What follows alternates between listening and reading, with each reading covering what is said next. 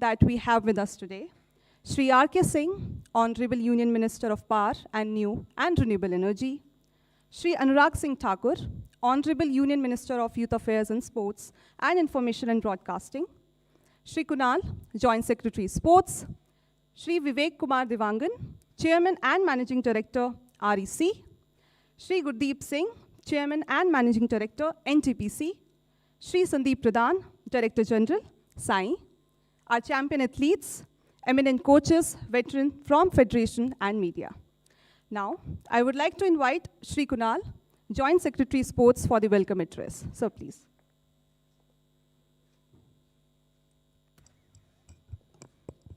Honorable Minister of Power and New and Renewable Energy, Shri R.K. Singh, sir.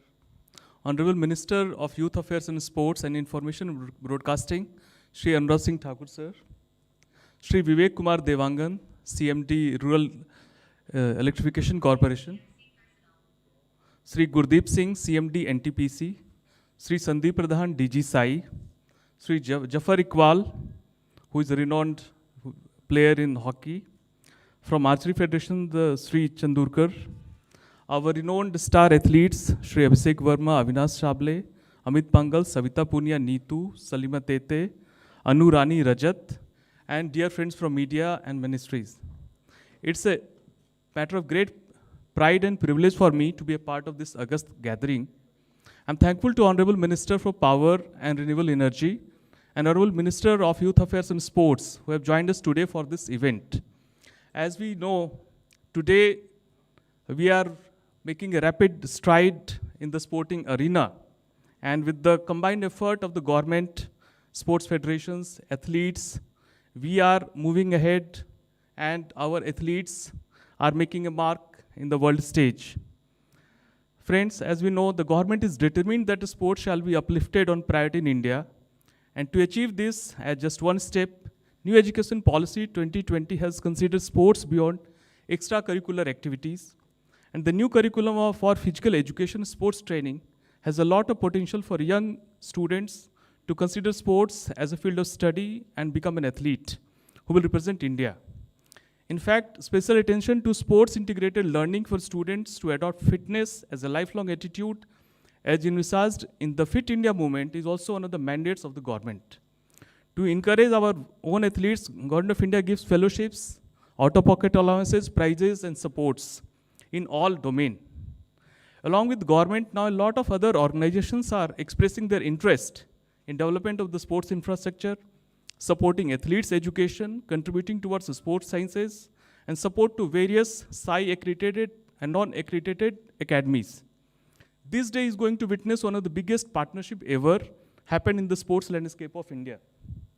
We as a sports ministry are delighted by the fact that more and more PSUs and our government agencies are coming with their CSR funds towards sports. I thank our leadership for having been so active and agile for the matters relating to sports. The government credo is athlete first, and if we continue to get fundings under the National Sports Development Fund, we can extend more supports to our talent identification, development, training and competition, coaching camps, and domestic as well as foreign exposure. I thank all of you for thinking about the welfare of the sports person to take India to a great height in the sporting field. Thank you everyone. Thank you, sir, for those kind words. Now, I welcome Shri Anurag Singh Thakur, Honorable Union Minister of Youth Affairs and Sports and Information and Broadcasting, to share his anecdotal experiences. Thank you.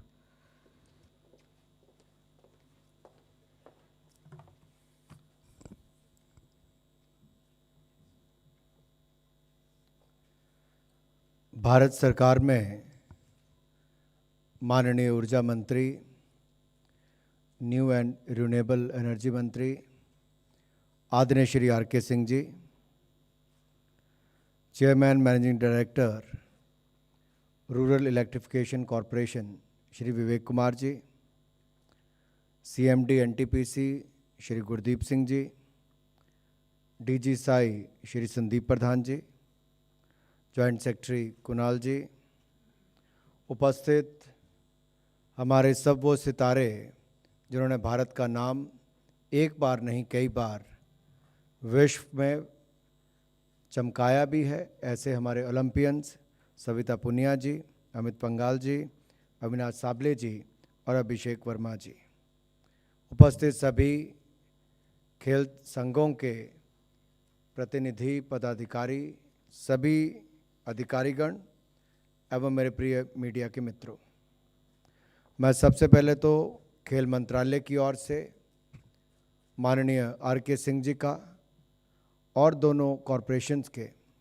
CMD NTPC और हमारे CMD REC, आप सबका बहुत बहुत स्वागत, अभिनंदन यहाँ पर करता हूँ। आपकी तालियों में थोड़ा जोश और आएगा, मुझे लगता है थोड़ी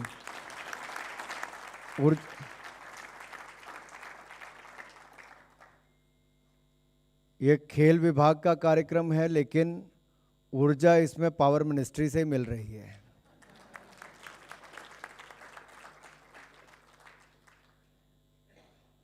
देखिए, खिलाड़ियों को तो ऊर्जा चाहिए, लेकिन खेलों को बढ़ावा देने के लिए ऊर्जा के साथ साथ धन भी चाहिए, व्यवस्था भी चाहिए, संसाधन भी चाहिए। और आज के इस कार्यक्रम में मुझे बताते हुए प्रसन्नता हो रही है, पावर मिनिस्ट्री के 2 पीएसयूज ने, आरईसी ने और एनटीपीसी ने छोटी मोटी रकम नहीं, 215 करोड़ रुपया खेलों के बढ़ावा देने के लिए अपनी ओर से सहयोग देने की बात कही।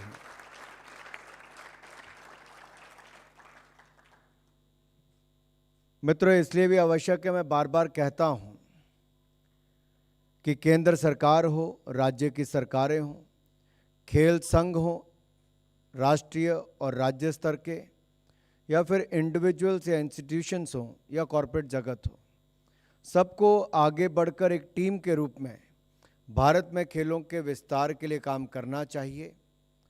और आज मुझे प्रसन्नता इस बात की है कि नेशनल स्पोर्ट्स डेवलपमेंट फंड में दोनों ही पीएसयूज ने, एनटीपीसी और आरईसी ने छोटा मोटा योगदान नहीं, दोनों ने सेंचुरी लगाने का काम किया है।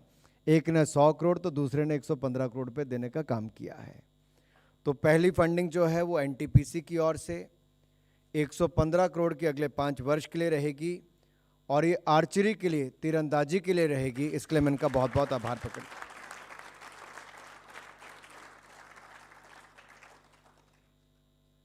दूसरा, ये ऊर्जा की पैदावार करने वाले एनटीपीसी वाले भी हैं, रूरल इलेक्ट्रिफिकेशन वाले। जब मैं आरईसी की अगली बात करता हूं, क्योंकि एनटीपीसी देश में सबसे बड़ा पावर जनरेशन का काम भी करती है, और मुझे पूर्ण विश्वास है जो सबसे बड़ा योगदान भी आपने दिया है, इससे हमारे खिलाड़ियों की ऊर्जा भी बढ़ेगी और मेडल्स भी देश के लिए भविष्य में बढ़ेंगे। इसके लिए आपका बहुत बहुत आभार प्रकट करता हूँ। आरईसी ने देश भर में जो नेटवर्क रूरल इलेक्ट्रिफिकेशन का किया है, न केवल वही बल्कि महिला खिलाड़ियों के लिए विशेष तौर पर आप आगे बढ़कर आए हैं। वुमेन हॉकी और बॉक्सिंग के लिए आपने 100 करोड़ रुपए का योगदान आरईसी के माध्यम से किया जा रहा है, उसके लिए आपका बहुत बहुत धन्यवाद।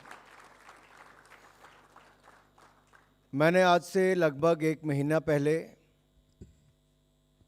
जब हमने डिजिटल प्लेटफॉर्म की बात कही कि आप ऑनलाइन आकर अपना डोनेट कर सकते हैं एनएसडीएफ में, मैंने तब भी कहा था adopt athlete, adopt a sport, adopt N academy. और आपने उस दिशा में आगे बढ़कर खिलाड़ी को भी और खेल को भी, दोनों को ही अडॉप्ट करने का काम किया है। उसके लिए मैं आपका बहुत बहुत आभार प्रकट करता हूं। माननीय प्रधानमंत्री नरेंद्र मोदी जी ने जब से सत्ता में आए खेलों को बढ़ावा देने का हर संभव प्रयास किया है। टारगेट ओलंपिक पोडियम स्कीम का कल्पना ही माननीय प्रधानमंत्री मोदी जी की थी, और इस स्कीम के माध्यम से खिलाड़ियों को, जो एलीट एथलीट चुने जाते हैं, उन एलीट एथलीट्स के रहने का, भोजन का, उनकी ट्रेनिंग का, बोर्डिंग लॉजिंग ट्रेनिंग, देश में और विदेश में सारा खर्चा भारत सरकार वहन करती है। उनके नेशनल इंटरनेशनल टूर्नामेंट्स का खर्चा भारत सरकार वहन करती है, और उसके अलावा 6 लाख रुपया प्रति एथलीट जेब खर्च देने का काम भी भारत सरकार ही करती है। लगभग 100 करोड़ रुपया इसके ऊपर हमने खर्च किया है और आगे भी इस स्कीम को जारी रखे हुए हैं।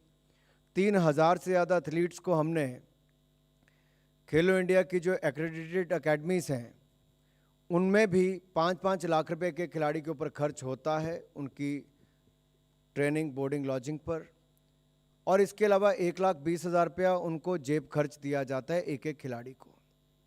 इसी तरह से नेशनल सेंटर ऑफ एक्सीलेंस जो 29 पूरे देश भर में चल रहे हैं, इसके अलावा खेलो इंडिया सेंटर लगभग 1000 पूरे देश भर में हम बनाने जा रहे हैं, जिनमें से 590 की अनुमति दे दी है और अगले साल 15 अगस्त तक हम लोग 1000 के 1000 खेलो इंडिया सेंटर्स को बनाने की दिशा में हर कदम उठा लेंगे। यही नहीं, साई ट्रेनिंग सेंटर्स हों या बाकी सुविधाएं हों, हम ये भी करके दे रहे हैं।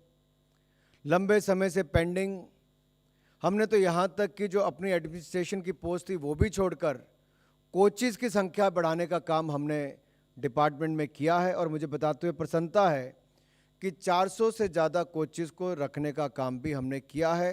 और हमारा प्रयास है जो खिलाड़ी खेल छोड़ने के बाद अलग अलग डिपार्टमेंट्स में काम कर रहा है, अगर उनमें कोच बनने की इच्छा शक्ति है तो उनको कोचिंग, जो ट्रेन द ट्रेनर प्रोग्राम हो, कोच की कोचिंग करने की बात हो, उसको कोचिंग करने के लायक बनाने की बात हो, ये भी हम अपनी ओर से प्रयास कर रहे हैं ताकि वो खेल के साथ एक बार वापस जुड़े और उभरते हुए खिलाड़ियों को आगे ट्रेनिंग दे सके। उसमें भी बहुत सारे विभागों ने अपने अपने खिलाड़ियों को, किसी ने डेपुटेशन पर भेजा है, किसी ने लोन बेसिस पर भेजा है। इससे हमारे देश के अंदर ज़्यादा से ज़्यादा कोचेस की जो डिमांड थी उसकी पूर्ति भी हो रही है और मुझे लगता है आगे भी हम सब ये करेंगे। आज का ये प्रोग्राम संभव नहीं होता अगर प्रधानमंत्री जी की सोच कि खेल को बढ़ावा देना है उसको पूरा करने के लिए माननीय ऊर्जा मंत्री आदरणीय श्री आर.के. सिंह जी ने ये कदम नहीं उठाया होता। मैं सर आपका बहुत बहुत आभार अपनी ओर से, सभी खिलाड़ियों की ओर से बहुत बहुत धन्यवाद करता हूँ। PSUs तो बहुत हैं, लेकिन खेलों से जुड़ने के लिए जो आगे आए हैं उनका मैं इसलिए भी धन्यवाद करता हूँ। एक तो युवाओं को नशे से दूर रखने के लिए काम करेंगे, दूसरा देश की सॉफ्ट पावर को बढ़ाने का काम करेंगे, तीसरा देश का नाम दुनिया भर में रोशन करने के लिए जब किसी दूसरे देश की धरती पर तिरंगा लहराता है और हमारा राष्ट्रीय गान बजता है तो उसका आनंद ही कुछ और होता है, क्योंकि हमारे खिलाड़ी के गले में गोल्ड मेडल और भारतीय राष्ट्रगान की धुन पूरी दुनिया में सुनने को सुनाई देती है। तो मुझे पूर्ण विश्वास है आप आगे भी, बाकी कंपनीज भी आगे आएंगी, ना केवल कंपनीज जो PSUs हैं बल्कि कॉरपोरेट जगत के बाकी लोग वो भी आगे आएँ। मेरा उनको निमंत्रण रहेगा। मैं उनसे आग्रह भी करता हूं कि कृपया आगे आएँ, खेलों को बढ़ावा दें।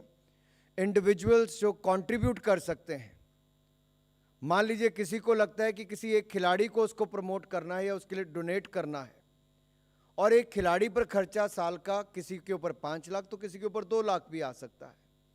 तो छोटी से लेकर बड़ी कंट्रीब्यूशन तक, इंडिविजुअल से लेकर इंस्टीट्यूशन तक, कॉरपोरेट से लेकर किसी आम जनमानस, कोई भी आप में से अपना योगदान दे सकता है जिससे कि खेलों को बढ़ावा मिलेगा। और मुझे पूर्ण विश्वास है जब आप अपना सहयोग करेंगे तो हमारे इन खिलाड़ियों ने न कभी भारत को पीछे मुड़ के देखने दिया है और आपको इससे साफ पता चलेगा कि आज तक के सबसे ज़्यादा मेडल टोक्यो ओलंपिक्स में 7 मेडल भारत ने जीतने का काम किया, पैरा ओलंपिक्स में सबसे ज़्यादा 19 मेडल, डेफ ओलंपिक में 16 मेडल और थॉमस कप जहां हम कभी नहीं जीते थे 73 साल में, वहां भी गोल्ड मेडल जीता। IBA women world boxing championship में निखत जरीन ने जहां गोल्ड मेडल जीता, वहीं पर प्रवीण हुड्डा ने और मनीषा मौन ने ब्रॉन्ज मेडल जीतने का काम किया। तो कॉमनवेल्थ गेम में हमने 61 मेडल भारत के खिलाड़ियों ने जीतने का काम भी किया है और भारत का नाम रोशन किया है। इसको हमें अभी बहुत आगे बढ़ाना है। 2024 के ओलंपिक से लेकर आगे तक लेकर जाना है। मैं ज़्यादा समय नहीं लूँगा क्योंकि आज हमें माननीय R.के. सिंह जी को सुनना है, लेकिन उनकी बात सुनने से पहले उनके दोनों PSUs के CMD विवेक जी और गुरदीप जी, आपका और आपकी सारी टीम का, आपने दिल खोलकर खेलों की मदद की है।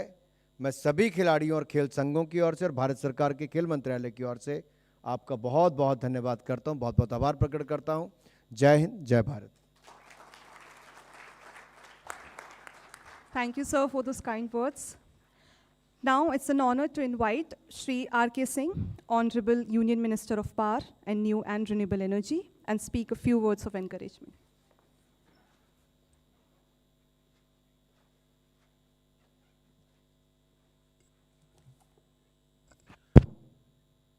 आदरणीय अनुराग जी, माननीय मंत्री युवा कल्याण खेलकूद विभाग, विवेक दिवांगत जी, अध्यक्ष प्रबंध निदेशक REC, गुरदीप सिंह जी, अध्यक्ष प्रबंध निदेशक NTPC, Sandeep director SAI, Kunal ji joint secretary, मंच पर उपस्थित हमारे स्पोर्ट्स पर्सन्स सविता पुनिया जी, अमित पोंगल जी, अविनाश सामले जी, अभिषेक वर्मा जी, साथियों, भाई और बहनों, I am really very happy to be here. आज मैं यहाँ इस ओकेजन पर उपस्थित रहने में हमें बहुत संतोष मिल रहा है, अपार संतोष मिल रहा है। हम लोग ऊर्जा मंत्रालय का परिवार देश में स्पोर्ट्स को बढ़ावा देने के लिए कुछ कर सके, सार्थक कर सके, ये हमारे लिए संतोष का विषय है। एक ज़माना था जबकि लोग सोचते थे कि खेलकूद वेस्ट ऑफ टाइम है। अब सोच बदल गई है, लोगों को सच्चाई की जानकारी हो गई है। खेलकूद कैरेक्टर बिल्डिंग का एक अभिन्न अंग है और नेशन बिल्डिंग का एक अभिन्न अंग है। नेशन बिल्डिंग तो कैरेक्टर बिल्डिंग से होता है और कैरेक्टर बिल्डिंग बिना स्पोर्ट्स एंड गेम्स के नहीं होता है। जो लेटेस्ट रिसर्च है वो भी यही कहता है कि academic excellence and excellence in sports they go together, दोनों में एक अभिन्न संबंध है। जितने भी विकसित देश हो चुके हैं उनका आप इंडेक्स देखिएगा तो ये जितने विकसित देश हो चुके हैं जिन्होंने इकोनॉमिक डेवलपमेंट अचीव किया है एक सर्टेन लेवल का, तो उनके स्पोर्ट्स में भी परफॉर्मेंस उनका बहुत अच्छा रहा है। हमारी विडंबना रही है कि इतने बड़े देश होने के बावजूद स्पोर्ट्स में हमारा परफॉर्मेंस बहुत अच्छा नहीं रहा है। उसके कारण फैसिलिटीज़ नहीं, कोचिंग नहीं, अपॉर्चुनिटीज़ नहीं। तो स्पोर्ट्स का कल्चर स्थापित करना यह राष्ट्र निर्माण की एक प्रक्रिया है, राष्ट्र निर्माण का एक अभिन्न अंग है। If we want our country to be a developed country, we have to start with the people. हम लोगों को अपने लोगों को विकसित करना होगा और लोगों का विकास होता है उसमें स्पोर्ट्स की अहम भूमिका होती है। एक तो ये पहलू यह है। दूसरा पहलू ये है, जैसे कि हमारे मित्र अनुराग जी ने बताया, स्पोर्ट्स में परफॉर्मेंस से हमारा मोराल जुड़ा हुआ है। आप यदि मेडल जीतते हैं तो लगता है पूरे देश को कि हमने जीता। जिस दिन आप जीतते हैं उस दिन देश के लोगों का एक मूड एलिवेटेड रहता है। जिस दिन हम लोग नहीं जीत पाते हैं उस दिन हम लोग के देश का मूड नीचे रहता है। ये कनेक्शन है आप में और देशवासियों में, इतना बड़ा कनेक्शन है। पूरे देश के मूड को आप चेंज करते हैं। हम लोगों को सभी को मिल करके स्पोर्ट्स को बढ़ावा देने की आवश्यकता है, जहाँ कहीं भी है उसमें हम लोग इसे ये कर पा रहे हैं। यही हम, जैसे कि हमने बताया, यही हमारे लिए बहुत संतोष की बात है। हम लोग वही आपको देखना चाहेंगे विभिन्न स्पर्धाओं में, ओलंपिक्स आ रहा है उसमें अभी, और एक ये जितने भी डिसिप्लिन हैं सब में, सिर्फ एक दो डिसिप्लिन में नहीं। अभी तो हम लोगों ने 3-4 डिसिप्लिन ही अडॉप्ट किया है, लेकिन हमें और डिसिप्लिन भी अडॉप्ट करने हैं। हमको याद है 2 साल पहले या 2.5 साल पहले हमने कहा था, ये प्रधानमंत्री जी ने हम लोगों को आह्वान किया था कि हम लोगों को स्पोर्ट्स को बढ़ावा देना चाहिए। तो उसके बाद फिर आकर के हमने अपने सभी पदाधिकारियों को और कंपनियों को कहा कि हमें स्पोर्ट्स को बढ़ावा देना चाहिए, और बढ़ावा देने का यही तरीका है कि हम लोग टैलेंट को ढूंढें जिसमें कि SAI है, और उनको सपोर्ट करें, फैसिलिटीज़ बनाने में मदद करें, और कोचेज़ की संख्या बढ़ावें। तो उसी क्रम में एनटीपीसी और आरईसी सामने आए हैं, और भी लोग सामने आवेंगे, और हमारे जितने कंपनी हैं वो सभी के सभी कंपनी स्पोर्ट्स के स्पॉन्सरशिप में लगेंगे। ये हम लोगों ने निर्णय किया। राष्ट्र निर्माण की कड़ी में यह एक अगला कदम है, और सेटिस्फैक्शन की बात यह है कि पिछले कुछ वर्षों में हम लोगों का परफॉर्मेंस स्पोर्ट्स में ऊपर ही जाता आ रहा है। मेडल्स की संख्या जो हम जीत रहे हैं वो बढ़ते ही रहा है। ये बहुत ही संतोष की बात है। मैं आपको शुभकामना देता हूँ, जितने भी स्पोर्ट्स पर्सन्स हैं, कि आप आगे निकलें और भी मेडल्स जीतें और देश का नाम ऊंचा करें, देश का झंडा ऊंचा करें। जैसे कि अनुराग जी ने कहा, जबकि हमारा झंडा फहराता है और राष्ट्रगान बजता है तो हम लोग सभी भारतवासियों का सीना गर्व से फूल जाता है। बहुत बहुत धन्यवाद। मैं पुनः एनटीपीसी को और आरईसी को बधाई देना चाहता हूँ। धन्यवाद। Thank you, sir.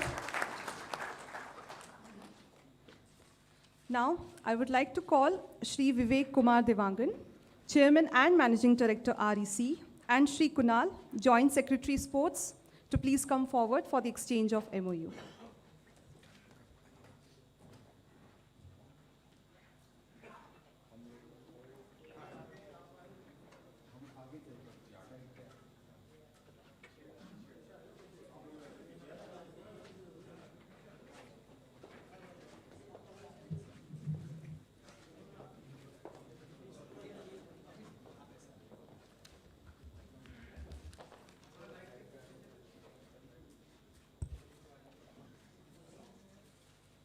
Can we please have a huge round of applause?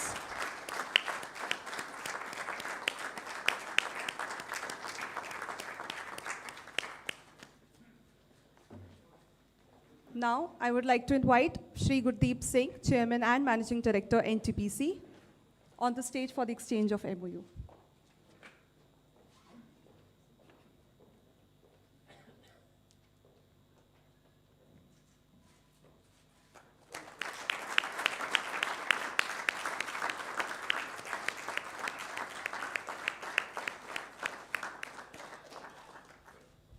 I would request Shri R.K. Singh, Honorable Union Minister of Power and New and Renewable Energy, Shri Anurag Singh Thakur, Honorable Union Minister of Youth Affairs and Sports and Information and Broadcasting, Shri Kunal, Joint Secretary Sports, Shri Gurdeep Singh, Chairman and Managing Director, NTPC, Shri Vivek Devangan, Chairman and Managing Director, REC, Shri Sandeep Pradhan, Director General SAI, and champion athletes to please come on the stage for the group photograph. All the champions, everyone.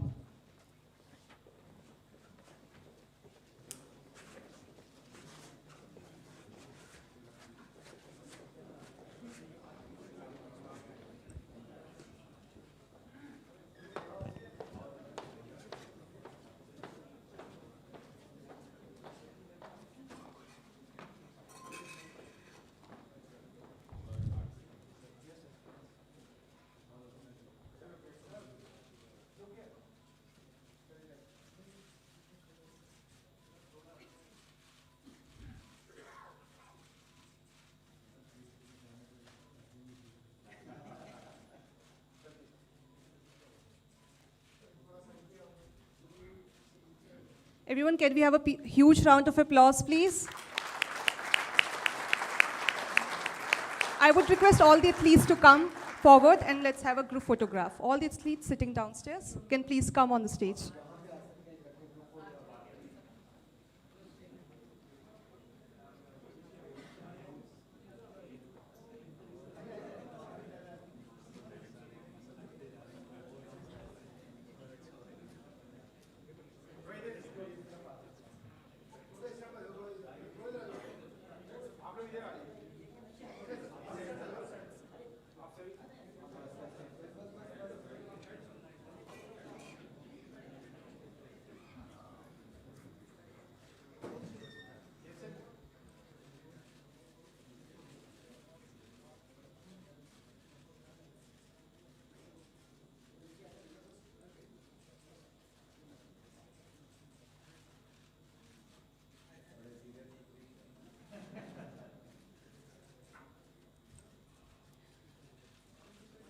Also, I would request media and press to go ahead with the questions related to MOU.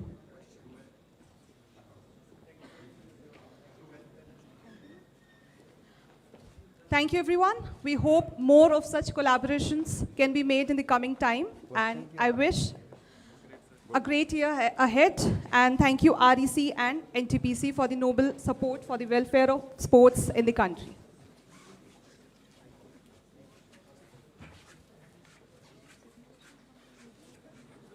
Also, we are taking 3 questions from the media, so you can go ahead with the questions related to MOU.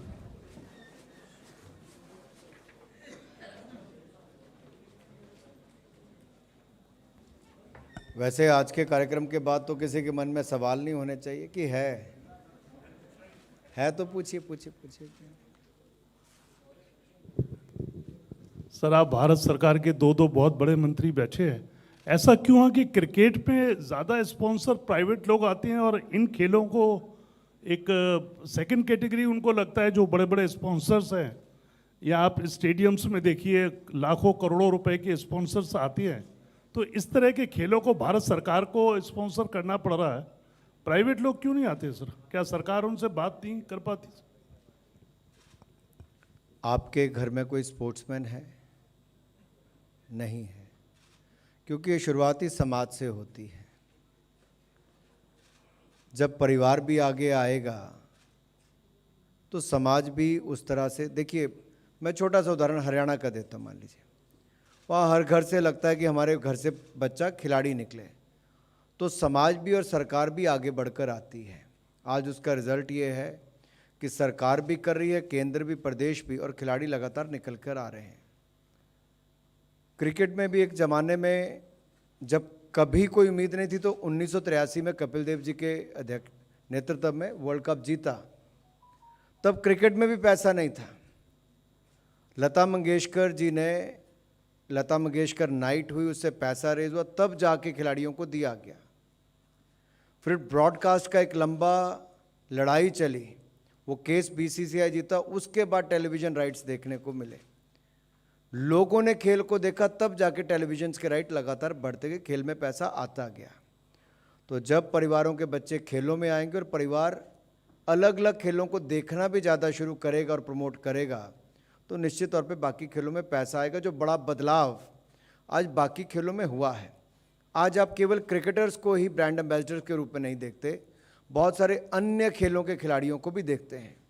जो अन्य खेलों के खिलाड़ियों को पहले कुछ मिलता था, आज उससे कई गुना ज़्यादा मिलता है। बहुत बड़ा बदलाव है, लेकिन क्रिकेट को बहुत समय लगा वहाँ तक पहुँचने के लिए, और यहाँ पर सरकार का पूरा सही। प्रोमोशनल एक्टिविटीज़ अमूमन सरकार को करनी पड़ती है, जबकि वो कमर्शियली अट्रैक्टिव हो जाती है तो प्राइवेट सेक्टर आती है। मूल सच्चाई यही है। ये हम लोग का काम है भाई, सरकार मतलब आप लोग, हम लोग सबका काम है। तो हम लोग जब तक कि इसको आगे बढ़ाएंगे नहीं, एक बार आगे बढ़ाएंगे तब तो फिर अपने आप स्पॉन्सरशिप आने लगेंगे, फिर हमको चिंता नहीं। लेकिन अभी हम लोगों को काम करना है।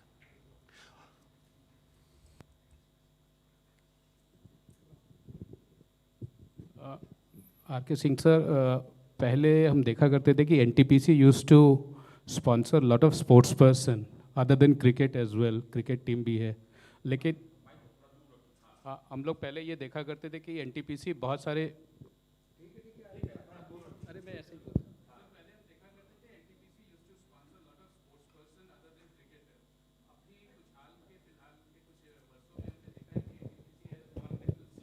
बट नाउ दैट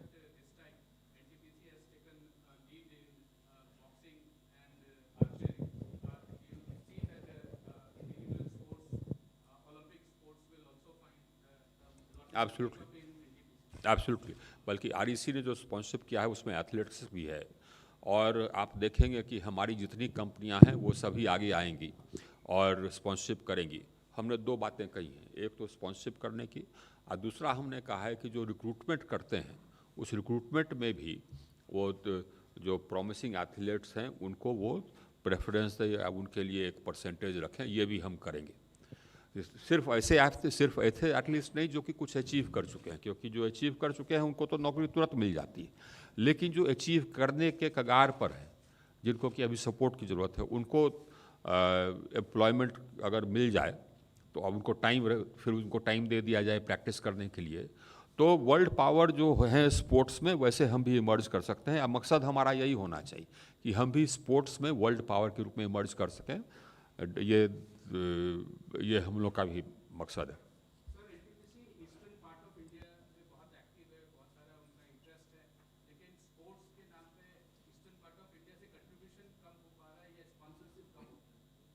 आप देखेंगे कि जो स्पोर्ट एनटीपीसी ने चयन किया है, वो स्पोर्ट भी ऐसा है जो कि ईस्टर्न पार्ट ऑफ इंडिया में आधारित है, चाहे उड़ीसा हो, चाहे छत्तीसगढ़ हो या झारखंड हो। लेकिन हम लोग दायरा बढ़ाएंगे, आप चिंता न करें। माननीय मंत्री जी, अनुराग जी इधर, जब भी आप बोलते हैं बड़ा अच्छा बोलते हैं खिलाड़ियों के बारे में, उनको ट्रेनिंग की फैसिलिटीज़ क्या क्या मिल रही है, खेलों में हमारा प्रदर्शन भी सुधर रहा है, सारी दुनिया उसको देख रही है। लेकिन जो हमारे खेल अधिकारी हैं उनकी एक बड़ी भूमिका होती है खेलों को बढ़ावा देने में। वो सरकार और खिलाड़ियों के बीच आपकी एक कड़ी का काम करते हैं। लेकिन हमारे जो खेल अधिकारी हैं, फेडरेशनों के अधिकारी हैं, उनके अंदर प्रोफेशनलिज्म कम दिखाई देता है, नियमों को मानने की बातें उनके अंदर कम दिखाई देती हैं। इसकी वजह से हमारी फेडरेशन सस्पेंड होती हैं या उनके ऊपर सस्पेंड होने का खतरा रहता है। भारतीय ओलंपिक संघ के ऊपर सस्पेंड होने का खतरा बना हुआ है। तो क्या सरकार ये सोचती है कभी कि भाई इन अधिकारियों को भी, जो खेल अधिकारी हैं, इनको भी ट्रेनिंग के लिए विदेश में भेजा जाए, प्रोफेशनलिज्म ये सीखें, या देश के अंदर इनके लिए कोई ऐसी वर्कशॉप्स लगाई जाएँ कि जिसमें इनको चीज़ें बताई जा सके कि भाई किस तरीके से आपको बेहतर ढंग से चलाना है? आपने बहुत महत्वपूर्ण बात यहाँ पर रखी है कि केंद्र या राज्य की सरकारें हों, पीएसयूज़ हों या कॉरपोरेट घराने हों, ये सुविधाएं दे सकते हैं, ट्रेनिंग दे सकते हैं, इवेंट्स करा सकते हैं, कंपटीशंस करा सकते हैं, लेकिन अंत में चयन तो नेशनल स्पोर्ट्स फेडरेशन को ही करना है जब देश की टीम जाएगी। तो फेडरेशंस के कामकाज में ज़्यादा ट्रांसपेरेंसी हो, अकाउंटेबिलिटी आए, उस दिशा में लगातार प्रयास रहते हैं। लेकिन जहाँ पर चुनी हुई संस्थाएं हैं, वहाँ पर उस टीम के मेंबर्स में कई बार मनमुटाव भी होता है, मुकदमेबाजी भी होती है, और जिसके कारण एक कारण वो भी, और कई जगह कोर्ट के द्वारा भी कमेटी ऑफ एडमिनिस्ट्रेटर्स बिठाई जाती है। लेकिन उस सीमित समय में सब कुछ उसका निर्धारण होना चाहिए, यानी कि उसका रास्ता निकलना चाहिए। बहुत लंबे लंबे समय तक जब वो चलता है तो उसके कारण खेल का नुकसान होता है। और जैसा आपने पूछा, लगभग 8 खेल संघों पर कमेटी ऑफ एडमिनिस्ट्रेटर्स, जिनमें से एक फुटबॉल की समस्या थी जिसको हमने इंटरवीन करके, जिसके चुनाव नहीं हो पाए थे लंबे समय से, जिसका कॉन्स्टिट्यूशन बनना था 5 साल तक, वो कॉन्स्टिट्यूशन नहीं बन पाया, वो भारत सरकार ने इंटरवीन करके करवाया। और जहाँ जहाँ आवश्यकता होगी हम वहाँ पर अपनी ओर से प्रयास करेंगे कि खेल संघों में पारदर्शिता और आए और उनका कामकाज में भी सुधार हो। मंत्री जी, हमारा सवाल है कि आपने आज स्पॉन्सरशिप करने के लिए ये दोनों आगे आए हैं, लेकिन जो भारत का ट्रेडिशनल कबड्डी है और जो अदर खेल है, क्या उस पर भी स्पॉन्सर करने का कोई प्लान है? अलग अलग खेलों में अलग अलग कंपनीज हो, पीएसयूज, सब लोग आके स्पॉन्सरशिप्स करती ही हैं, लेकिन भारत सरकार का भी एक बहुत बड़ा योगदान उस दिशा में रहता है। खिलाड़ियों की ट्रेनिंग से लेकर उनके एनुअल कैलेंडर को भी पूरा स्पॉन्सर करना, एक तरह से पैसे देना, तो राष्ट्रीय खेल संघों के लिए वो बड़ा एक जिम्मेदारी भारत सरकार भी निभाती है। हालांकि खेल एक राज्य का विषय, sports is a state subject, ज़्यादा प्राथमिक जिम्मेदारी वहाँ पर है, लेकिन उसके बावजूद भी खेलों को बढ़ावा देने के लिए आधारभूत ढांचा खेलों का बनाना, हमने वो भी किया और बाकी सुविधाएं भी दी। इसी तरह से साथ समय के साथ साथ अलग अलग कॉरपोरेट घराने भी इसके साथ जुड़ रहे हैं, कुछ स्पॉन्सरशिप्स के लिए तो कुछ एथलीट्स को भी स्पॉन्सर करते हैं। जैसे मान लीजिए हमने टॉप स्कीम्स के माध्यम से पैसा खर्च किया खिलाड़ी की बोर्डिंग, लॉजिंग, ट्रेनिंग के ऊपर, तो टॉप अप करने के लिए, उसके ऊपर और भी कुछ खर्चा करने के लिए अगर ज़रूरत पड़ती है तो खिलाड़ी के लिए कई बार कॉर्पोरेट जगत भी करता है। ये और जुड़ेंगे तो और ज़्यादा खिलाड़ियों को इसका लाभ मिल पाएगा। लेकिन आज जैसे 3 स्पेसिफिक खेलों के लिए, वुमेन हॉकी, बॉक्सिंग और आर्चरी के लिए एनटीपीसी और आरईसी आ गया है, तो इससे ना केवल गिने चुने खिलाड़ियों के लिए बल्कि पूरी खेल और पूरे इकोसिस्टम को उसमें लाभ मिलेगा, जहां पर खिलाड़ियों को एक टीम के रूप में और इंडिविजुअल के रूप में भी आगे बढ़ने का अवसर मिलेगा। धन्यवाद सबका बहुत बहुत। Thank you. Thank you, everyone. Also, it is requested everyone please join us